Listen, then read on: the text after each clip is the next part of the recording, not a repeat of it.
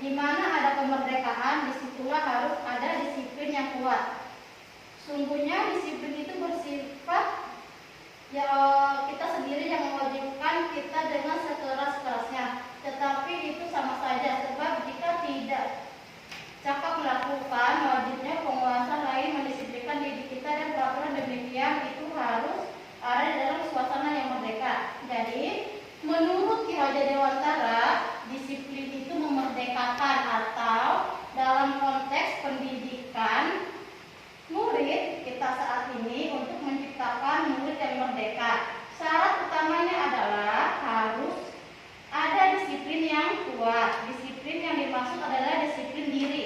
Jadi menurut Ki Hajar Dewantara, disiplin itu dalam pendidikan, jadi anak-anak itu kita memerdekakan anak. Jadi tidak memerdekakan anak itu tidak semata-mata semua ke anak gitu, tapi kita sebagai pendidik itu sebagai pamong, yaitu menuntun murid atau anak itu untuk melakukan apa yang dia suka, seperti itu. Nah, dilanjut. Adapun definisi kata merdeka menurut Ki Hajar Dewantara yaitu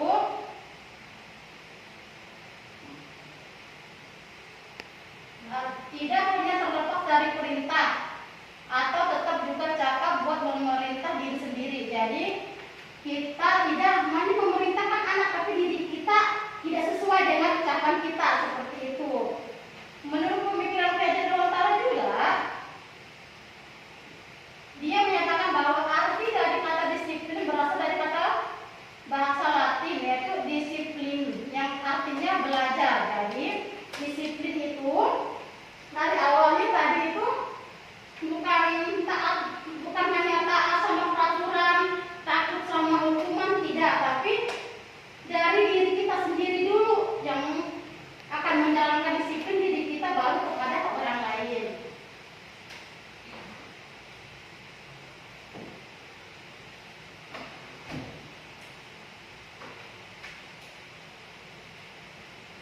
Nah, sekarang 3 motivasi perilaku manusia. Yang pertama yaitu untuk menghindari ketidaknyamanan atau hukuman. Seperti tingkatnya, ini kalau untuk menghindari atau ketidaknyamanan atau hukuman itu adalah tingkat terendah dari motivasi perilaku manusia. Biasanya orang yang motivasinya perilakunya untuk menghindari hukuman atau ketidaknyamanan akan bertanya dulu, kalau saya tidak melakukan ini, hukuman adakah kepada saya, baru dia kerjain gitu. Jadi kalau nggak ada hukumannya, nggak ada hukumannya saya nggak kerjain gitu. Jadi ini tingkatan terendah dalam motivasi perilaku. Yang kedua itu mendapat imbalan atau penghargaan dari orang lain. Nah, seperti kalau saya mengerjakan ini, saya dapat imbalan apa dari orang lain, seperti itu.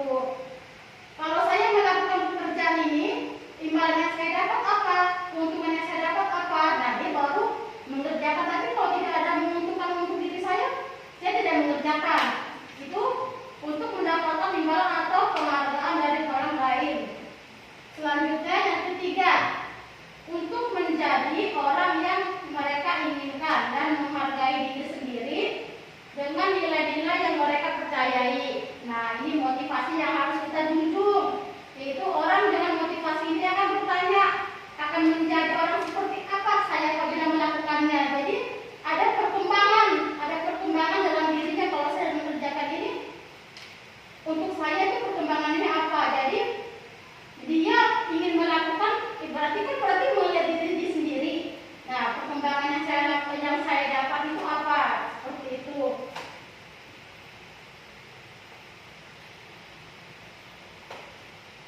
Sekarang tujuan dari disiplin positif. Tujuan dari disiplin positif adalah menanamkan motivasi yang tiga pada murid-murid kita, yaitu untuk menjadi orang yang mereka inginkan dan menghargai diri sendiri dengan nilai-nilai yang mereka percayai. Akan tetapi perilaku baik dan berlandaskan nilai kebajikan karena mereka ingin menjadi orang yang menjunjung tinggi nilai-nilai yang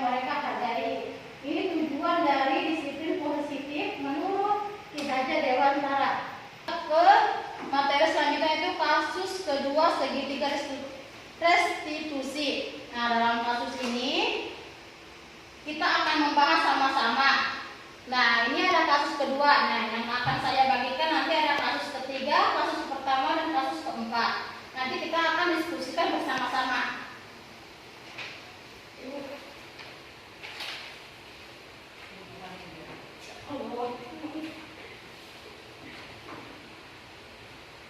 Nah, di sini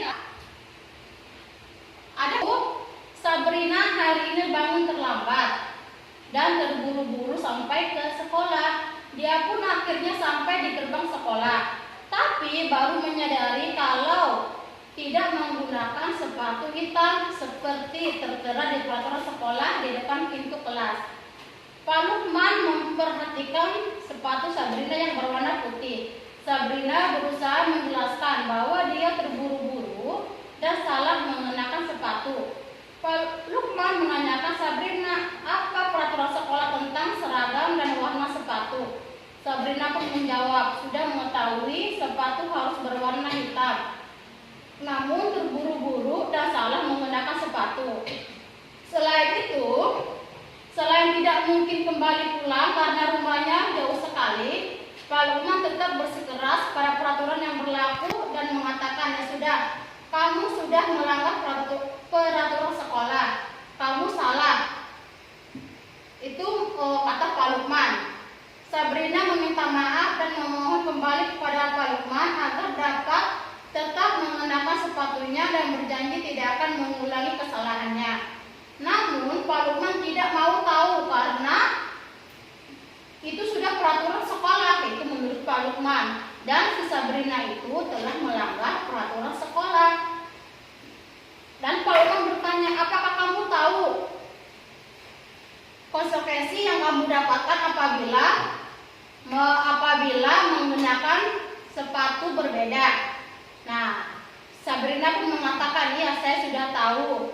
Nah, sekarang Pak Lukman mengatakan, sekarang copot sepatumu dan silakan belajar tanpa sepatu seharian.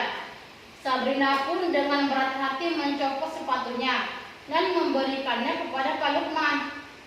Seharian dia tidak berani berkeliling sekolah karena malu dan lebih banyak berdiam diri di kelas tanpa alas sepatu. Nah, kebutuhan apa yang dibutuhkan oleh Sabrina? Nilai kebajikan atau keyakinan sekolah apa yang dituju dengan bersepatu warna hitam? Bila Bapak Lukman mengambil posisi sebagai manajer, kira-kira apa yang akan dikatakannya dan bagaimana sikapnya, serta apa yang akan ditanyakan kepada Sabrina?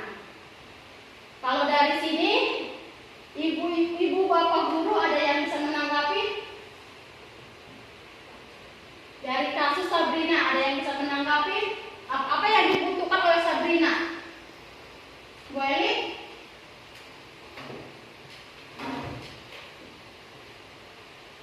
Kebutuhan dasar manusia itu ada 5. Kebutuhan dasar manusia yang pertama, kebebasan. Yang kedua, cinta kasih sayang. Yang ketiga, kekuasaan. Yang keempat, kebutuhan untuk bertahan hidup. Yang kelima, kesenangan. Jadi dari kasus tersebut, dari kasus Sabrina itu membutuhkan 3 kebutuhan dasar yang dibutuhkan Sabrina. Yang pertama, nah, yang kedua kesenangan, yang ketiga cinta dan kasih sayang. Oke. Dari nilai kebajikan atau keyakinan sekolah, apa yang dituju dengan bersepatu warna hitam? Bu Septi, bisa dijawab? Iya tadi. Terlihat lebih rapi. Terus? Lebih disiplin. Ya. Lalu? Tidak ada perbedaan sosial. Nah, itu yang didapat apabila di sekolah diterapkan sepatu yang seragam. Misalkan warnanya putih-putih semua, hitam-hitam semua. Jadi seperti itu. Lalu keyakinan kelas. Keyakinan kelas yang pertama yang didapat yaitu terlihat lebih rapi karena seragam. Setuju tidak ibu-ibu? Rekan dulu setuju. Lalu saling menghargai satu sama lain. Ya, tidak ada perbedaan status sosial. Jadi diseragamkan sepatunya di sekolah. Tujuannya yaitu yang pertama lalu keyakinan kelasnya tidak ada perbedaan status sosial, jadi tidak ada cemburu sosial di antara sesama anak-anak. Lalu kalau Pak Lukman mengambil posisi seorang manajer, Pak Lukman akan melakukan apa? Bu Yani bisa dijawab? Bisa nggak? Langsung jawab. Sabrina, apakah kamu tahu peraturan tentang penggunaan sepatu berwarna hitam di sekolah kita? Iya Pak, saya tahu tentang peraturan itu. Jika kamu sudah tahu, kamu tahu konsekuensinya jika tidak menggunakan sepatu hitam? Iya Pak, saya tahu konsekuensinya. Saya akan melepas sepatu selama kegiatan pembelajaran berlangsung. Baik nak, apakah besok akan masalah untuk kamu yang tidak salah dalam memakai sepatu ke sekolah? Tidak Pak, saya tidak akan melakukan kesalahan yang sama. Baik, terima kasih. Saya hargai usaha kamu untuk memperbaiki diri. Nah, ini kalau Pak Lukmannya posisinya sebagai manajer, tidak langsung menyalahkan anak. Jadi anak itu tidak merasa dirinya bersalah karena tadi Sabrina membutuhkan yang pertama ya perhatian, kasih sayang. Nah, jadi kalau kita langsung menghakimi anak, kan kenapa nggak pakai langsung dapat hukuman, langsung seperti itu, jadi si anak itu berpikir bahwa peraturan itu dia takutnya oleh hukuman gitu. Jadi apabila si anak kita arahkan dulu, ditanya dulu apa alasan kamu, kenapa kamu bisa begini, nah itu lebih efektif untuk anak daripada langsung menghukumnya. Nah, kesimpulan dari ini semua yaitu Ki Hajar Dewantara menyatakan bahwa mencapai kemerdekaan atau dalam konteks pendidikan kita saat ini untuk menciptakan murid yang merdeka, syarat utamanya adalah harus ada disiplin yang kuat. Jadi disiplin yang dimaksud adalah disiplin diri yang memiliki motivasi internal. Disiplin diri dapat membuat seseorang menggali potensinya menuju kepada sebuah tujuan, sesuatu yang dihargai dan bermakna. Nah, sampai di sini ada yang ditanyakan dari rekan-rekan guru atau boleh berbagi pendapat, berbagai saran atau masukan kepada kita semua. Mungkin cukup sekian dan terima kasih. Apa ada yang menanggapi dari rekan-rekan? Kita sudah memberikan tanggapan secara tadi yang kayak ibu Ya, secara kebutuhan manusia, ya. Tapi si anak tetap melakukan hal yang sama, apa yang harus kita lakukan? Ya, dari yang tadi kita jelaskan, dari yang tadi ini kan kita Pak Lukmannya itu posisinya kita sebagai manajer. Jadi kalau kamu melakukannya, kan dia udah tahu nih konsekuensi yang bakal dilakukan. Nah, apabila dia melakukan, kita panggil lagi. Kan kita sudah mensepakati apabila kamu melanggarnya lagi, akan ada konsekuensi yang kamu akan terima.